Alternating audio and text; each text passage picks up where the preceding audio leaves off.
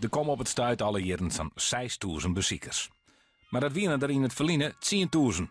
En naar die aantallen willen ze graag waarom. Om dat voordeel te krijgen had het kerkenbestuur van Vjoort een opvallend plan. De website van de Mummiekelder wordt oerzetten in het Chinees en Japans. En dat deelt ook voor een part van de teksten in de kerken zelfs. Voor de gidsen is het nou wel even wennen. Ik ken het verschil zien aan dat jere stiert Jean de Labadie. En dat kon in het Chinees net vertaald worden. En in het Japans kon dat wel vertaald worden.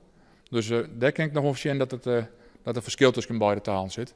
Verder is het voor mij abracadabra, maar ik weet zeker de mensen die het maken, die hebben er verstand van.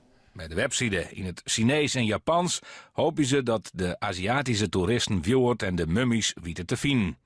Verder is er ook contact met reisbureaus die het hadden specialiseren in Chinese en Japanse toeristen. We jaren steeds vaker dat ze steeds dichterbij komen, in Giethoorn bijvoorbeeld, maar ik wil in Friesland. En wat dus betreft dan maar de bussen met Chinezen en Japanners. Ik wil langs Vjoort komen, langs de Mummiekelder.